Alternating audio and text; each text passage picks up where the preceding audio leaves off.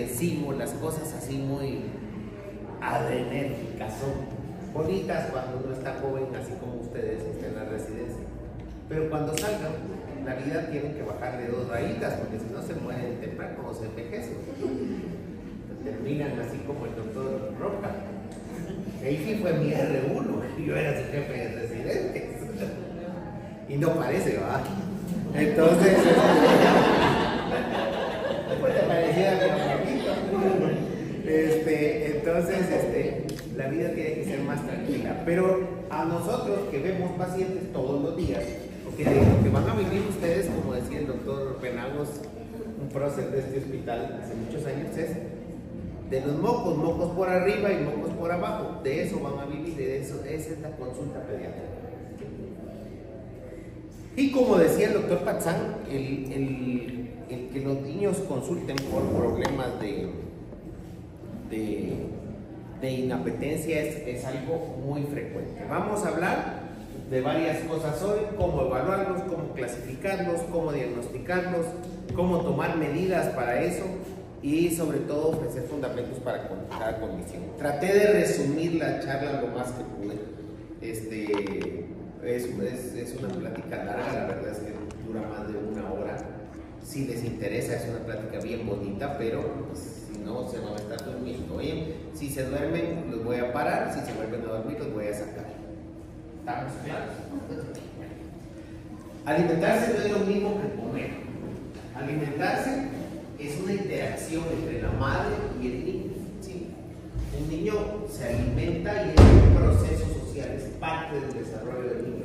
Comer es solo una acción, es solo un reflejo, es lo que está haciendo la doctora, o lo que hace mi hijo de 15 años que le digo yo: hermano, parala, me costó 100 pesos la hamburguesa, por lo menos disfrutarla, no que como que es, solo se la traga, tranquilo. ¿Sí?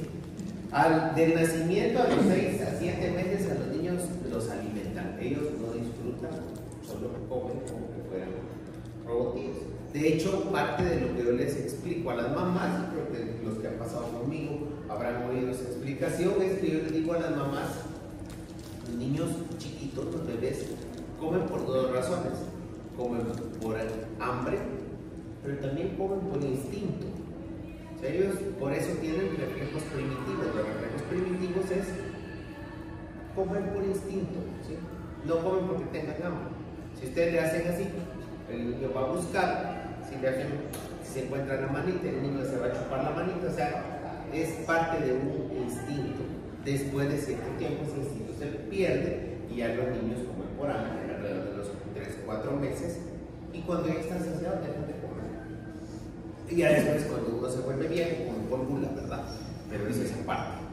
Entonces, de los 6 meses a los 3 años a los niños los alimentan y comen también, por supuesto. Y ahí es donde se inician la mayoría de los problemas o dificultades de alimentación, esta transición. Y después de los 3 años, los niños comen. Todos los que veamos niños en nuestra carrera nos vamos a tener que enfrentar al estrés de una madre de un niño que no come. ¿Y qué tan frecuente es eso? Como decía el doctor Patrón, pues es bien frecuente. Han hecho encuestas alrededor de todo el mundo. Hay una de 2.880, otra de 2.482 niños, y un porcentaje bien alto de madres creen que sus hijos no comen lo suficiente o no comen bien. De hecho, cuando las mamás me preguntan a mí: mire, es que mi niño no come, no se preocupe, lo mido, lo peso, les enseño las curvas, siempre les enseño las curvas de crecimiento y desarrollo, y les explico: mire, su hijo está bien de peso y bien de talla. Es que yo lo miro delgadito. No está delgadito, señora, está en +2 o en +3 de peso para la vida. De hecho, un poquito más y revienta. Tranquila, no pasa nada. Es que se le ven las costillas. Es normal a esa edad. 50% de las madres creen que sus hijos comen poco o no comen bien. O sea, 1 de cada 2 mamás van a tener ese problema. Y eso que se les quede para los siguientes diapositivas. Ahora, el espectro de los problemas de alimentación puede ser muy... Si quiere, paguemos la otra, no es importante. El espectro de los problemas de alimentación puede ser muy variable, ¿verdad? Puede ser desde algo leve, como el niño me y ya vamos a hablar de las definiciones, hasta problemas serios como los que tenemos con los niños con trastornos del autismo. Y eso va a ir también en función de quién va a tratar a ese paciente o cómo lo debemos de manejar. Pues el pediatra y el médico de familia van a tratar los trastornos más leves, pero conforme va aumentando más el cuadro, ya involucramos a un nutricionista, luego ya involucramos a un gastroenterólogo o a un especialista oromotor, y si el problema es un problema severo, debería de involucrarse un equipo completo, cosa que lamentablemente no tenemos en ninguno de los hospitales nacionales y que es muy necesario. No se trata solo de que como el niño no come, metámosle sonda para engordarlo. Eso va en contra de la naturaleza, así que no lo deberíamos de hacer.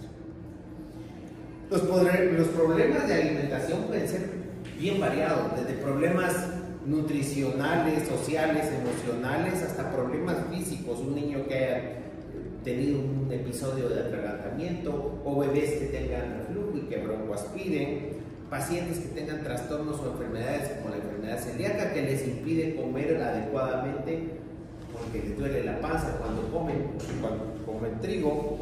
Es un problema que llega a estigmatizarlos socialmente porque no comen adecuadamente, porque tragan mucho. Ya ven que el bullying ahora es por cualquier cosa y puede tener consecuencias a largo plazo. No se mira bien, lamentablemente el foco de esa cosa no alumbra, pero puede llevar a que tengan mucha ansiedad, e incluso los niños que tienen problemas de alimentación o problemas nutricionales son más propensos incluso a la depresión, a la agresividad y a la delincuencia.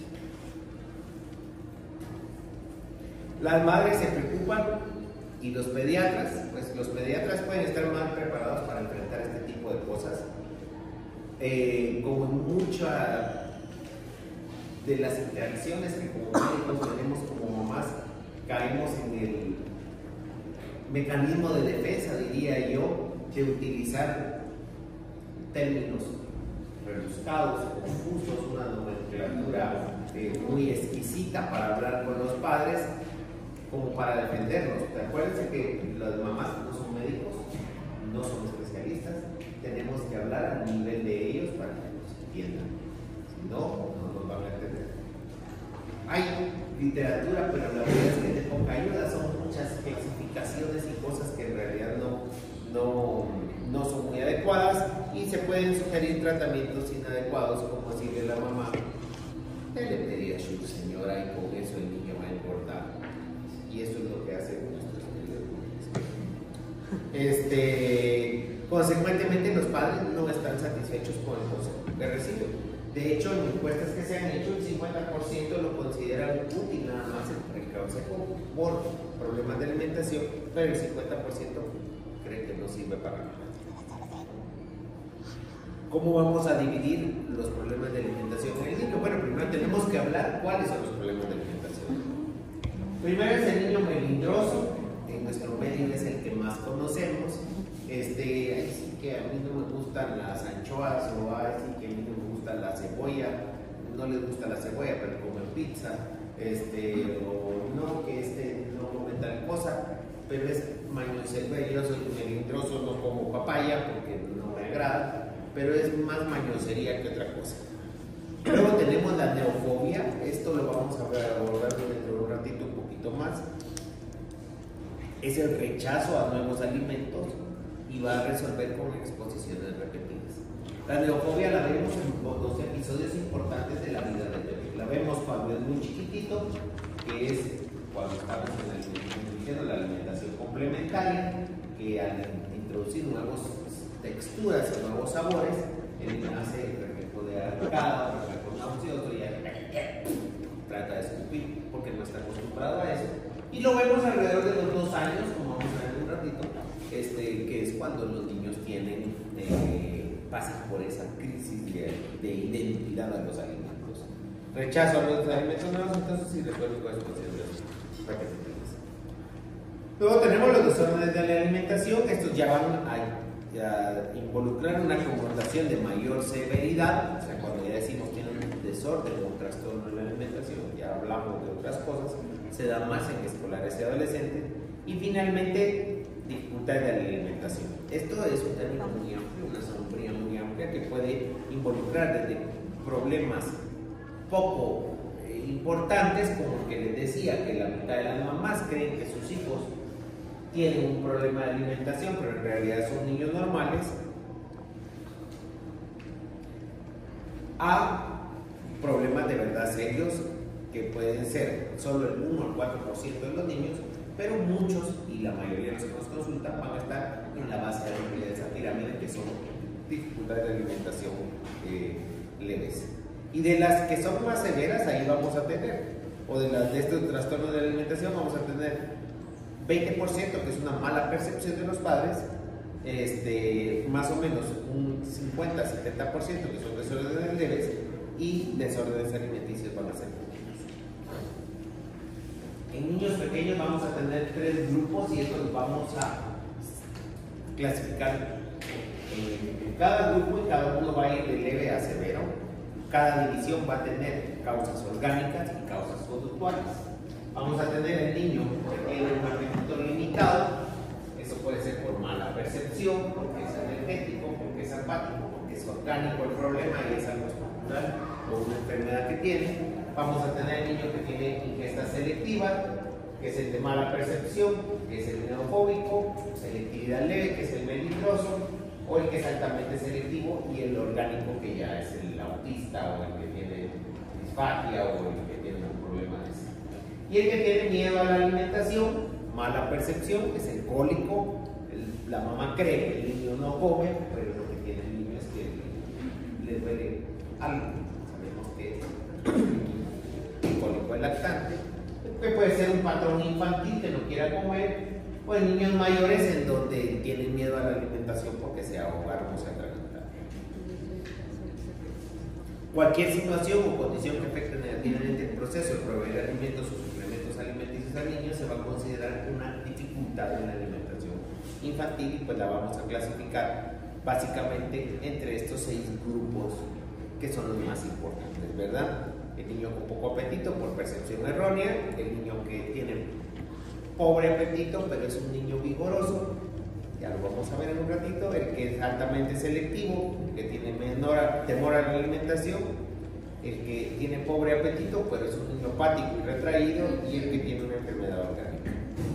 Todas estas cosas, todos estos problemas tienen que ver con el niño, pero también tienen que ver con los padres, con los cuidadores.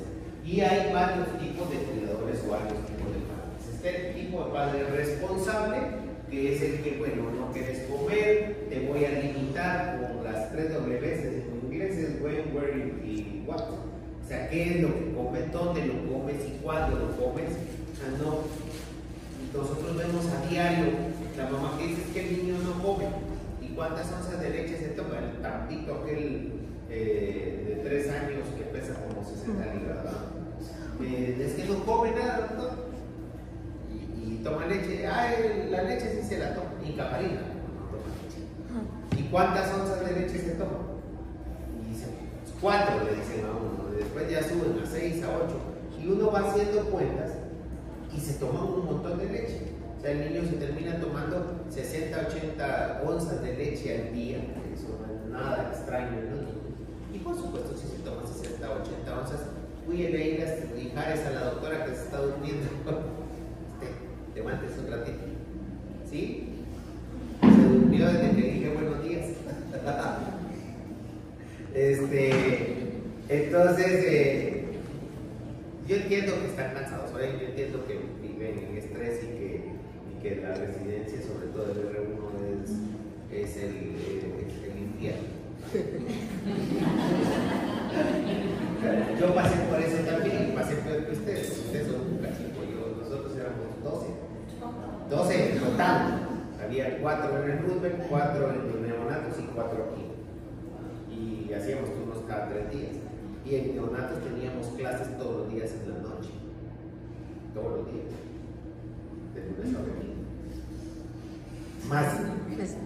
Más que, pues no sé cómo a qué hora saldrán ahora en neonatos, pero nosotros de diario salíamos a las 5 o 6 de la tarde.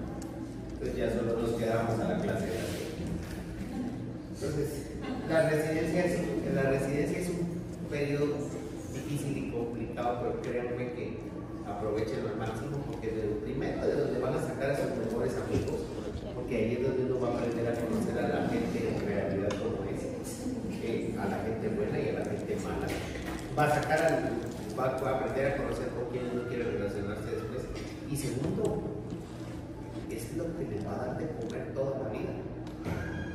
De esto que están aprendiendo ustedes ahora en estos años, de eso van a vivir toda la vida. Pero dejen que vayan a vivir de eso. Con eso van a tratar a los niños.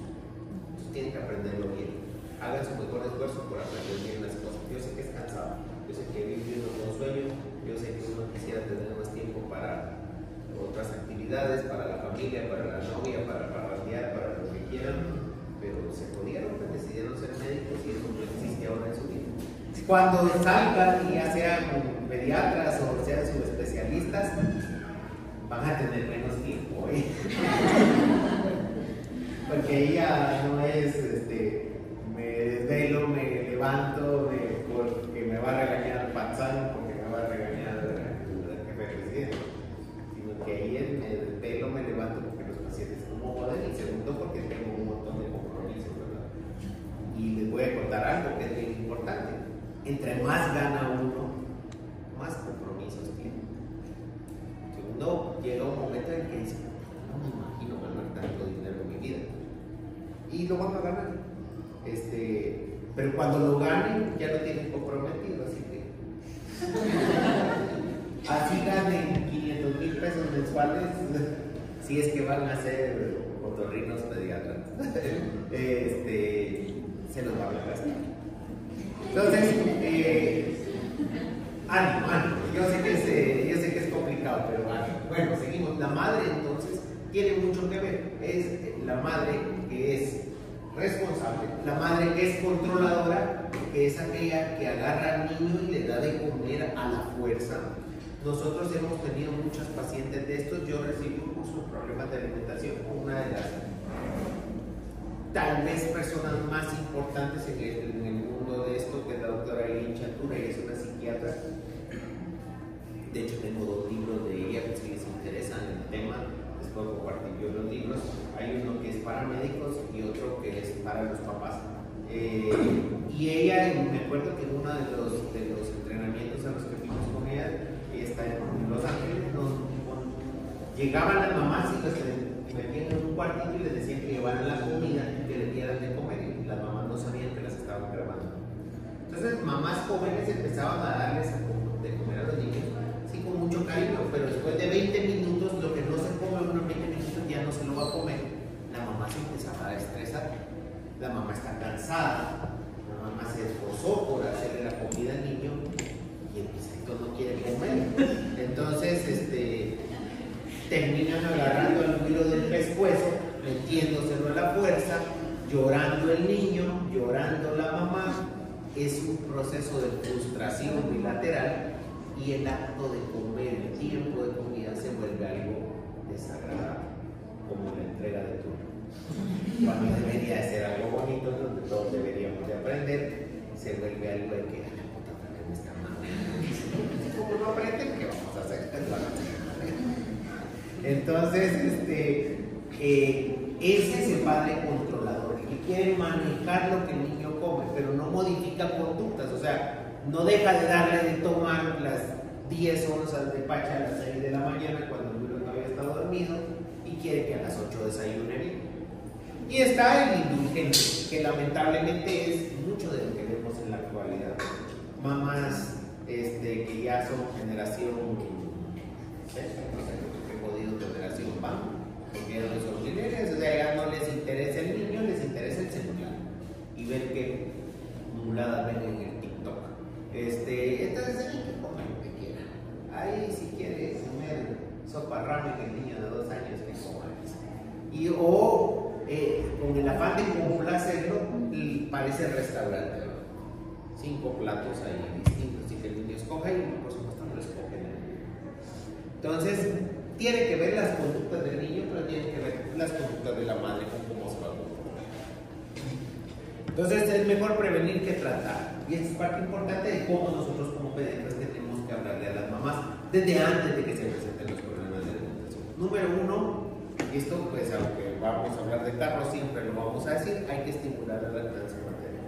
La lactancia materna es y debe ser el único alimento para cualquier niño del mundo. ¿Sí? Ninguna leche es tan buena, tan fina, tan sofisticada que vaya a suplir a la lactancia materna. Entonces, el niño que recibe lactancia materna va a tener muchas menos posibilidades de problemas de alimentación que el que recibe fórmula. ¿Por qué? Porque va a tener, primero, un contacto emocional con la mamá. Segundo, una mejor estimulación del uso de los músculos orofaciales. Y eso va a hacer que vaya a tener menos tendencia a tener problemas de alimentación. Segundo, estimular una dieta variada a las madres lactantes.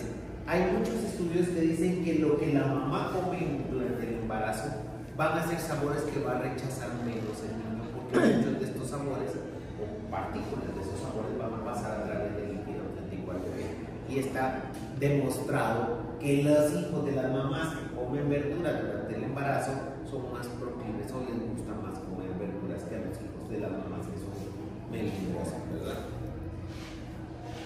3. Sugerir que los niños alimentados con fórmula reciban frutas y verduras como los primeros alimentos.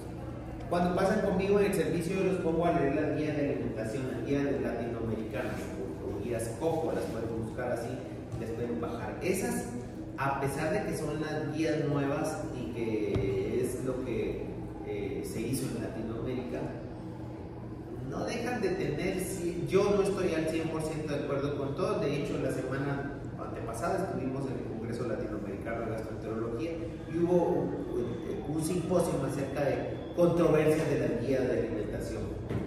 Y entonces ahí pudimos darnos gusto a los que estábamos en contra de algunas de las cosas que decían ahí, reclamándole a los que las hicieron que porque habían hecho tanta mezclada. Hay cosas que sí son viables y hay cosas que no son viables, pero como el objetivo al final es la generalidad, por eso es que las guías son útiles, ¿verdad? Pero siempre intentar. De hecho, yo no les diría frutas y verduras, sino que verduras y frutas. Yo siempre empiezo la alimentación complementaria con verduras, después cereales y después frutas. ¿Por qué? Porque como seres humanos somos más propensos a comer cosas dulces, eso es lo que más nos llama la atención. Aconsejar la introducción de sólidos entre las 17 y 26 semanas. Y esto ya está más que establecido en todas las guías, en las latinoamericanas, en las europeas, en las norteamericanas. Solo la OMS todavía dice que no mucho. Pero básicamente, si el niño está con lactancia materna exclusiva, se inicia la alimentación complementaria a los 6 meses. Ahí sí traten de aguantarlos a los 6 meses. Pero si está con fórmula o con alimentación mixta, que es más del 50% de los niños, se puede empezar a los 4 meses. Antes teníamos la limitante que decíamos, bueno, empezamos a los 4 meses, pero tiene que tener 4 meses, pesar 6 kilos y tener sostén cefálico, que la gran mayoría de los niños lo tienen. Ahora decimos, tiene 4 meses de alimento y se puede. Y la otra es, no después de los 6 meses también. Es tan importante el tiempo de empezar antes como después. Porque hay mamás que llegan los niños a los 8 meses y no les han empezado la alimentación complementaria porque tienen miedo que el niño se vaya a ahogar o a atragantar. Esos niños van a tener más problemas de alimentación cuando sean mayores. Estimule que se introduzcan alimentos sanos apropiados para la edad, no chacalacas, nuestro paciente del servicio, y tampoco comida chatarra, ¿verdad? Indague sobre prácticas de alimentación coercitiva si los agarran del pescuezo. Explique el rango normal de crecimiento y alimentación a los padres y cuidadores para disminuir la ansiedad. Explicarles, mire, ella tiene que crecer así. ¿Saben ustedes cómo crecen los niños? ¿Cuánto ganan de peso en el primer año de vida? Para que no se me duerman, un poquito interactivos. A ver, ¿cuánto ganan en el primer año de vida? ¿Cuánto ganan los primeros 6 meses de vida de peso? 30 gramos día. ¿Cuánto? 30 gramos día, no. 30 gramos día. ¿Y por mes? Como 20, de 15 20. ¿Cuánto ganan en kilos o en gramos por mes? Los primeros 6 meses de vida. 21 gramos al día. Entre 25 y 35 gramos por día, eso es lo que tienen que ganar. Entonces, en los primeros 6 meses tienen que ganar más o menos 1 kilo por mes, entre 750 y 1000 gramos por mes. O sea, 2 libras pues en promedio. Los primeros 6 meses. después de los 6 meses, entre los 6 y los 9 meses, gana más o menos 500 gramos por mes. O sea, una libra en promedio por mes. Fíjense que baja casi a la mitad. Y de los 9 a los 12 meses ganan 300 gramos por mes. Eso es en promedio, media libra, 10 onzas por mes. Entonces la mamá que viene acostumbrada a que su hijo gane 2 libras por mes, los primeros meses se va a estresar cuando vea que no gana suficiente peso después. Tenemos que explicarle eso a la mamá. Bueno, ¿cuáles son los principios para promover una alimentación responsable? Primero, evitar distracciones. No tiene que estar el niño con la tablet, con el iPad, con el celular, con la tele. En mi tiempo eran muñecos. Adopte una actitud neutral. Si el niño come, está bien. Si no come, tranquilo, no pasa nada. Ya va a comer en el próximo tiempo de comida. Use un horario de alimentación que estimule la alimentación. ¿Sí? No pueden darle de comer al niño después de que le dieron la pacha. No pueden pretender darle a comer al niño cuando está dormido. Limite la duración de la comida. Lo que les decía, lo que no se come el niño en 20 minutos no se lo va a comer.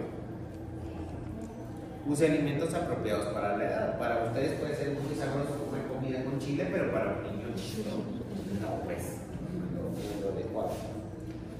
Introduzca sistemáticamente comidas nuevas, poco a poco. Vamos a ir introduciendo los alimentos de cada niño. Entre más hijos tienen las mamás, más difíciles, pero estimule la alimentación independiente. Y esto es importante. Vamos a empezar entre los 4 y los 6 meses y ahí le van a dar de comer al niño. Pero el niño de 8 meses ya tiene que tener en el plato de comida 2 cucharitas. Una para la alimentación efectiva, que es la que le va a dar la mamá, y una para que el niño empiece a agarrar y para que empiece a comer por su propia cuenta, ¿verdad? Y hay que tolerar los desastres que son apropiados para la edad de los niños, ¿verdad? O sea, los niños van a jugar con la comida porque así van a experimentar. Acuérdense que están saliendo de la etapa oral del desarrollo. Y pues tienen que enseñarle ustedes a las mamás que tienen que tolerar eso en la hora de la alimentación del niño. Por supuesto, todo tiene límites, ¿verdad? No van a dejar que la criatura se ponga así a la hora de la comida. ¿Cómo vamos a guiar esto? Les prometo que esta es la parte más aburrida de toda, pero es también la más básica. Primero tienen que enseñarle a ustedes a los papás qué es lo que tienen que buscar. Los papás son los que tienen que ver que hay una conducta alimentaria inapropiada en esos niños. Ustedes tienen que estar a cargo de la historia clínica, de las revisiones, de la antropometría y del examen físico del niño. Y van a buscar banderas rojas. Estas banderas rojas son las que nos van a decir a nosotros como médicos que el niño tiene algo. ¿Cuáles son? Disfagia, aspiración, que sea tragante, fallo de Medro. Fallo de Medro es el niño que va creciendo, ganando peso bien y de repente se estanca en la curva de crecimiento. Que tenga historia de prematurez, que haya retraso del desarrollo, que haya dolor a la alimentación, vómitos y regurgitaciones persistentes. Siempre tomando en cuenta el crecimiento y desarrollo, ¿verdad? Conmigo llegan muchas mamás que dicen que es que el niño tiene reflujo porque vomita 6-8 veces al día. Y cuando uno pesa a la criatura, ha ganado 48-50 gramos por día. ¿Qué quiere decir eso? Que lo que está vomitando se le está dando de más, o sea, le sobra, a pesar de que vomita, está ganando más de lo que debe de ganar, está sobrealimentado. Y síntomas crónicos cardiorrespiratorios, ¿verdad? El niño que se pone cianótico cuando come, se puede comer otra cosa. Y también, ¿y qué es lo que tenemos que hacer? Pues lo que ustedes ya saben, ¿verdad? Hematología, paneles metabólicos, ferritina, niveles de plomo, niveles de vitamina D, exámenes de heces, grasas neutras para ver si hay una absorción, metastasa, examen de orina, cultivo de orina. Y banderas rojas, estas son orgánicas y tenemos las conductuales, ¿verdad? Fijación con los alimentos, prácticas anormales de alimentación de los padres, eventos desencadenantes, arqueo anticipatorio, aquel niño que le empiezan a dar de comer desde que ve la cuchara empieza de crecimiento. Entonces, básicamente el algoritmo es cómo vamos a ver al niño y qué es lo que tenemos de los padres. Vamos a hablar rapidito porque ya me quedan 15 minutos y del niño normal con un apetito mal percibido por los padres. En este niño el apetito es normal de acuerdo a la edad y el riesgo es que la preocupación de los padres conlleve a una alimentación forzada o una sobrealimentación. Es el típico niño que el niño está bien, que come bien, que gana peso bien, que los papás están chinga, que quieren que le den vitaminas. O sea, todos los niños, porque todas las mamás quieren que le den vitaminas a sus hijos, no sé para qué fregado. Saben ustedes que las vitaminas no sirven para nada, ¿verdad? ¿Toman vitaminas ustedes? No sirven para nada, son coenzimas que ayudan en la digestión de los alimentos. Pero si no comen, no les van a servir de nada. Como que compren un galón de gasolina y no tienen carro, ¿para qué? Porque se van a poner el semáforo a echar fuego. ¿Qué vamos a hacer con estos niños? Bueno, provea educación a los padres, explica las expectativas de crecimiento y nutrición apropiadas, enséñele la curva, mire, su hijo va bien, aquí no se aplica, no va a pasarle nada, está creciendo bien, take it easy. Explíquenle que el crecimiento disminuye en el segundo año más que en el primer año, que las porciones suelen ser muy grandes. Nosotros medimos la alimentación de nuestros hijos como la alimentación de nosotros. Imagínense que aquel quiera darle de comer a un niño y le dice, es que es la palma, ¿cuánto tiene que comer? Un puño de la mano, no he oído eso, ¿verdad? Miren la mano aquel, ni yo me como un mano de la mano de aquel, todo el tiempo he comido.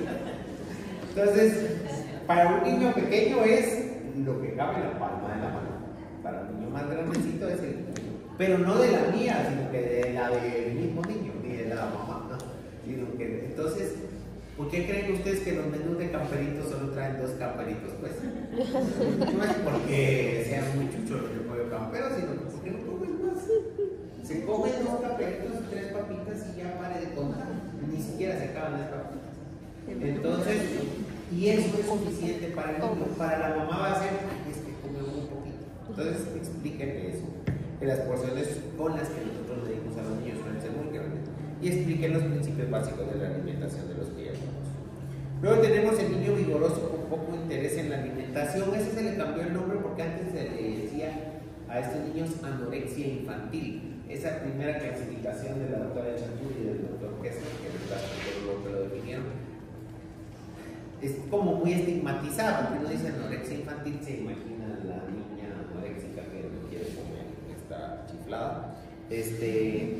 Muestra mínimo apetito, es aquel niño que se levanta inquieto en las comidas. Todos tenemos un sobrino así, aquel que parece rayo, que se va a comer, le agarra un bocado y luego así. Todavía. ¿Qué voy a dejar en la laboratorio? Regreso, me como un poquito. Ese niño usualmente está un poquito bajo de peso, pero no parece que tenga nada, porque su desarrollo es normal. O sea, cuando lo medimos y lo pesamos, sí puede estar un poco bajo de peso. Son niños alertas, activos, inquisitivos, y muestran más interés por jugar que por la comida. ¿Qué vamos a hacer con estos niños? Servir porciones muy pequeñas, pero repetidamente, como que fuera un reto. Le vamos a poner un poquito, tratamos de calmarlo y de tranquilizarlo y le volvemos a dar. Ofrecer una ración nueva tan pronto haya terminado la anterior. ¿Por qué? Porque estos niños se agobian cuando tienen un plato muy grande, ¿verdad? Fomentar un ambiente adecuado durante la alimentación, tratar de limitar el entorno en donde van a estar corriendo, evitar conductas perjudiciales durante la alimentación y enfatizar comidas que tengan un poquito más de calorías. ¿Qué no hacer con estos pacientes? Permitir que coma entre comidas. O sea, lo que el niño no comió, no se lo va a comer. Eso es bien importante. Entonces, no es aquello que la típica abuelita que, cómo no se comió la comida, pobrecito, tome su jugo con su galleta, ¿verdad? A las 4 de la tarde. No comió, se comió. Hasta el siguiente tiempo comida. Pues sí, porque si yo dejo que ustedes en el posturno, pobrecita, le fue mal en el turno, que se vaya a dormir todo el día y que no se aparezca en la emergencia, ya la siguiente ya es maña, y después es obligación, como pasó con los externos, ¿no? ¿Cómo es eso que se va a las 10 de la noche y tienen todo un día libre el día siguiente?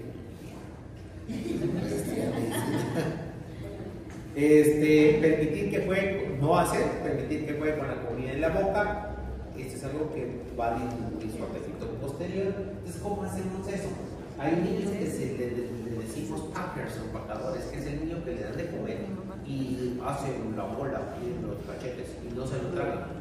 Entonces, para eso hay técnicas, ¿verdad? Pequeñas cantidades, cuchara de goma más pequeña, se voltea la cuchara en el centro de la lengua, espera uno que se trague la comida y así es paciencia. Y es enseñarle, después el niño va a aprender. ¿Qué no hacer? Amenazar o usar la coerción para que coma la porción deseada por los padres, como hacían en mi tiempo cuando yo era chiquito. Nosotros no teníamos problemas de alimentación, todo se resolvía con el chipote, ¿verdad? Y el típico, hay tantos niños que no tienen que comer, empezamos con calma y conciencia por los niños del África, estaban peor que el africano. No manipular para que el niño coma, ¿verdad? Niño deprimido con poco interés en la alimentación, área CR1. La falta de apetito es parte de una condición mayor donde el niño se encuentra apático y retraído. Esto es frecuente en nuestros tiempos, ¿verdad? Porque los papás están metidos en las redes sociales o están trabajando todo el tiempo, o los niños tienen periodos de transporte muy largo, tienen poco interés o interacción con los padres o cuidadores. Aquí básicamente lo que tenemos que hacer con estos niños esta condición puede ser un signo de reciprocidad insuficiente o de adherencia emocional insuficiente entre el cuidador y el niño. Explicarle a la mamá que el tiempo de comida es un tiempo de socialización, ¿sí? Es el tiempo en el que socializamos todos. El resto del tiempo pasamos en la friega, pero cuando comemos es cuando compartimos, cuando hablamos de las cosas que nos pasaron en el día. Traten de estimular la alimentación en familia, ustedes mismos en su casa, ¿verdad? Yo sé que se mantienen cansados, pero traten de comer con sus parejas o sus papás o quien vivan, con su chucho.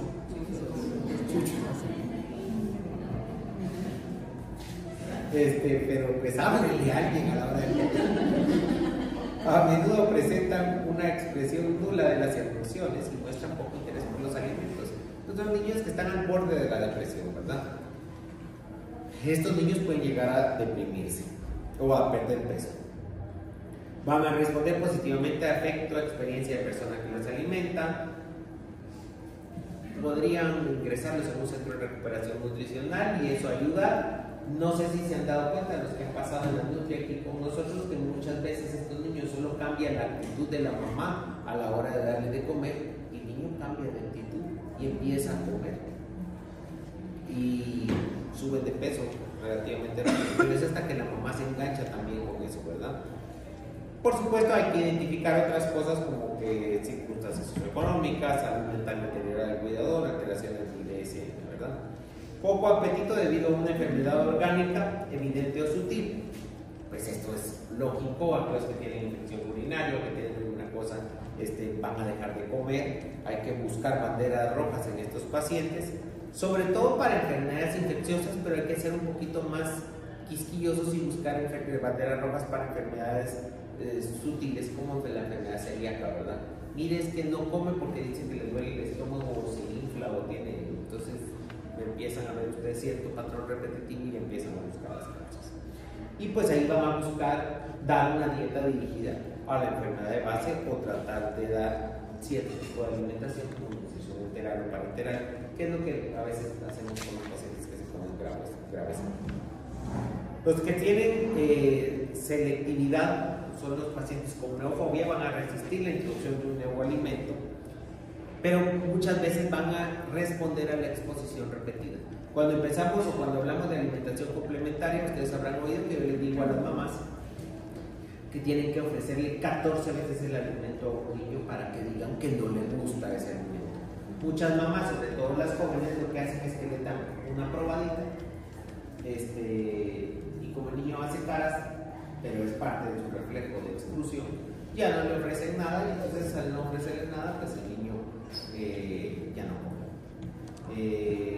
y cuando llegan con uno al mes siguiente le dicen, es que traté de darle, pero no le di esto, porque no le gustó. A los niños les gusta todo, a los que no nos gusta es a los adultos. Entonces tenemos que tratar de ser un poco más empáticos con eso. Es un fenómeno normal, se da más o menos en los 20 meses y luego este pico va a disminuir. No hay efectos sociales, físicos, nutricionales negativos en estos pacientes. Lo que les decía, exponer al niño y no forzarlo y respetar el estado del desarrollo. Luego tenemos al niño melindroso. Este va a rechazar alimentos basados en sabor, textura, olor o apariencia. Como a mí que no me gusta comer papaya. El rechazo no es extremo, rara vez va a rechazar un grupo completo de alimentos. O sea, no como papaya, pero sí como mango, melón, sandía, todas las demás frutas. No hay efectos sociales, físicos, nutricionales negativos inmediatamente. Hay que proveer alternativas en el ambiente de los niños. ¿Y cómo hacemos esto? Cuando hablamos de niños, pues moldear los alimentos, ¿verdad? Uno le puede decir a la mamá, mire, busque en Google, ahí hay imágenes, ponga alimentos divertidos para niños, eso de ahí lo saqué, y de repente que es más fácil que se coman las frutas y tienen forma de mariposita. Use dips o salsas cuando introduzcan nuevas comidas. Esconda los vegetales en las comidas. Es que no come ninguna verdura, pero pues hágale una sopa, hágale una crema ahí de pollo, y en la crema de pollo le mete el pollo, el chile, pimiento, la zanahoria, lo que sea. Haga los platos atractivos, que en lugar de que las salchichas sean solo salchichas, pues pueden ser pulpitos, puede ser el sándwich o un gusanito, y le hacen una historia al niño, ¿verdad? Que se va a comer el brócoli, pero es que no es brócoli, es un arbolito, o el coliflor no va a ser un coliflor, sino que es un cerebro de monstruo que el niño se va a comer. Que les duele la imaginación a las mamás. Y por supuesto, nada coercitivo. Los recursos visuales para los niños son importantes porque los niños van a preferir 6 colores, 7 comidas, el alimento principal en la parte baja del plato, que haya espacios vacíos, que esté organizado y que tenga diseños de figuras. Es más fácil comerse el arroz así que comérselo de una manera muy tradicional. O miren qué bonito, ahí es más fácil que se coman las arvejas y el elote, la criatura, si va con los pescaditos ahí. Y los adultos van a preferir 3 colores, 3 comidas, el componente principal en el centro del plato, organizados y sueños más casuales. Los adultos comemos de manera distinta. Algo que es importante también cuando hablamos de la alimentación es el olor. Miren esos espaguetis ahí ahorita que no han desayunado. Díganme si no sienten ustedes el olor de ese espagueti caliente, así como salsa de queso. Ya me digo, ya nos vamos a decir. Más del 75% de la percepción del gusto está en el olor. No sé si a ustedes les dio COVID, pero cuando la gente tenía eso, no querían ni comer, ¿verdad? Porque no les sentía el olor a la comida y no les sentía el sabor, decía, pero es que no es que no le sienta el sabor, no le siente el olor.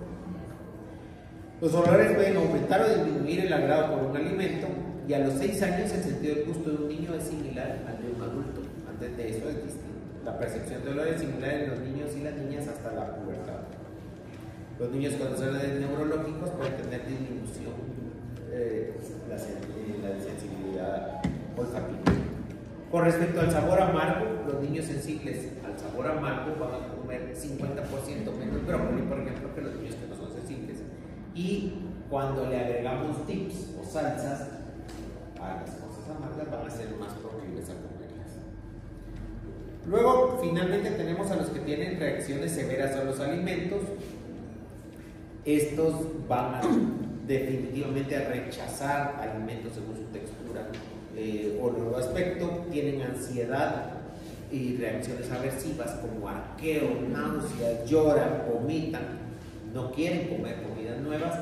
El sábado llegó un niño a la clínica, un gordito, estaba gordito porque traga mucha leche, pero es un niño que está en el espectro autista. De hecho, me dijeron los papás, pero yo más pienso que era autista. Y entonces el niño me lo llevaron porque es estreñido y tiene 6 años y todavía no va al baño.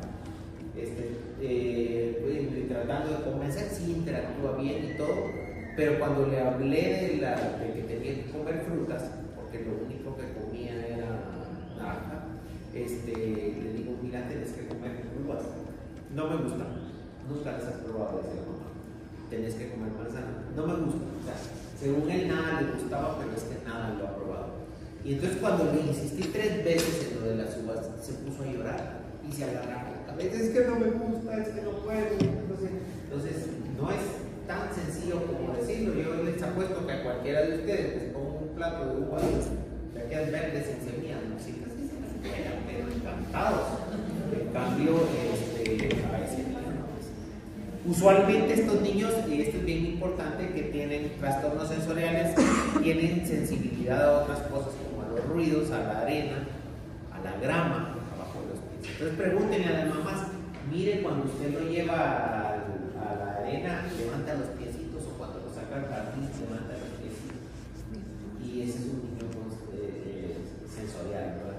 Ese va a dar problemas cuando sea grande de este tipo de cosas. Mire cuando usted va al centro comercial, porque ya a la playa ya no vamos, como 7 horas de calor, para llegar al puerto asqueroso del Pacífico. Cuando usted lleva al niño al centro comercial, que ese es el paseo de las mamás, y lo va a cambiar al baño, y cuando encienden la cosa esa de secarse las manos, el niño se pone a llorar. Sí, fíjese que sí se pone intranquilo y llora cuando oye eso. Ese va a ser el niño sensorial, ¿verdad? O con la licuadora en la casa. Entonces, con esos hay que tener un poquito más de paciencia. ¿Y cómo vamos a tratar de ayudar a que estos niños que tienen selectividad coman un poco más? Pues uno es con cadenas de alimentos o con recompensas al intentar una nueva comida, y a veces se necesita una suplementación oral. ¿Y cómo vamos a encadenar las comidas? Bueno, hacemos una lista de las cosas que el niño sí come, busca características comunes que pueden ser textura, color o sabor, y los vamos encadenando. Por ejemplo, si el niño solo comía nuggets de pollo, intentamos darle pollo frito, guisado, y luego pasamos a pollo a la parrilla, o luego pasamos a otras carnes fritas, o a otros empanizados, como verduras empanizadas, y luego ya pasamos a papas fritas, a otro tipo de cortes y a otro tipo de vegetales. Y así finalmente pues vamos a aumentar la cantidad de cosas que uno come. Y pues el que tiene causas orgánicas, que aquí sí tenemos al autista, aquí sí es más complicado. Vamos a tener hiperrespuesta, náuseas, vómitos frente a olores, sabores, colores, texturas, o hiporrespuestas, que es el niño que no le interesa comer absolutamente nada. En los hiperrespondedores hay que ir poco a poco con las experiencias sensoriales, introduciendo gradualmente comida sistemáticamente, les da probar un poquito en la punta de la lengua y así, o va aumentando la intensidad del sabor poco a poco. Y en los hiporrespondedores les podemos dar cosas más condimentadas, comidas con limón, podemos probar comidas más dulces o incluso comidas con algo de chile o algo así. En algunos casos puede ser necesario suplementar oralmente estos niños. Luego, y ahora sí, para terminar, el miedo a alimentarse por una mala percepción, que es el bebé que tiene cólico, es aquel niño que llora inconsolablemente, en realidad es porque le duele algo. Son niños que lloran más porque su patrón de llanto es distinto. Hay que tratar de bajar las luces, tranquilizarlos, claudiarlos, usar probióticos si están indicados, modificar los ciclos con baños de agua tibia y adecuar la empatía de la mamá. Por supuesto, siempre que la mamá descanse. En el niño pequeño, estos niños lloran al ver el biberón, la comida o la silla de comer. Entonces, aquí tenemos que evitar las prácticas alimentarias nocivas, de sensibilizarlos llevándolos con la mamá al lugar donde van a comer y empezándoles a dar pequeñas cantidades de cerca, reemplazar el biberón por una taza o una cuchara. A veces el niño no quiere comer con la pacha, pero sí agarrar la cucharita o el biberón, ¿verdad? O la taza, y cambiar el lugar de alimentación. Y el niño que tiene temor a la alimentación, que tiene la resistencia aumentada a alimentarse tanto con líquidos como por sólidos, muestran llanto arqueoso o rehusan abrir la boca. Usualmente existe historia traumática durante la alimentación del atragantamiento. Esto pasa con relativa frecuencia, no crean que es algo que pasa muy de vez en cuando. Yo tengo por lo menos unos 2 o 3 pacientes al año que me llegan por eso, que tuvieron un episodio de ahogamiento, de atragantamiento, y después el niño no quiere comer. No quiere comer nada, a veces solo comen líquidos y a veces no quieren líquidos. Y entonces son niños que a los 5 o 6 años uno les tiene que hacer una endoscopía para comprobarles que no tienen nada o explicarles que no va a pasar. ¿Qué tenemos que hacer? Establecer horarios regulares, empezar con líquidos, ir aumentando poco a poco la densidad, después purés, papillas, reducir el estrés y si es necesario tratamiento psiquiátrico. ¿Qué no se debe hacer? Agarrarlo del pescuezo. Bueno, y ya los niños que tienen una enfermedad orgánica son los pacientes que vemos usualmente en hospitales, cada uno. A veces sí es necesario poner la sonda nasogástrica, pero el problema va a ser que si mantenemos mucho la sonda, el niño no va a comer y se va a acostumbrar a comer con eso. Entonces, ¿qué hacemos? Inducir el hambre, bajar los niveles de alimentación o la cantidad que le damos por medio de la sonda, usando técnicas conductuales para estimular la ingesta y eventualmente podemos dar algún tipo de medicamentos. En resumen, ya terminando, cerca de la mitad de los padres están preocupados. Colonia, despierte, ya terminó la clase. Se acaba de echar 50 minutos dormida. Cerca de la mitad de los padres están preocupados. Esto implica más o menos el 25% de los niños. Solo 4 a 5% tienen problemas graves y debemos tomar en serio las inquietudes paternas para evitar problemas posteriores. ¿Sí? Los padres deben de dejar la silla o el consultorio primero entendiendo qué tipo de problema de alimentación tiene su niño y no solo decirle dele Medox o dele Bimorlax o dele yo que sé cualquiera de esos, vamos a usar para un poco más. Confiados en que se harán las intervenciones apropiadas y prevenidos sobre los estilos de alimentación de los padres, ¿verdad? Y cómo ellos van a modificar sus conductas. ¿De acuerdo? Bueno, muchas gracias.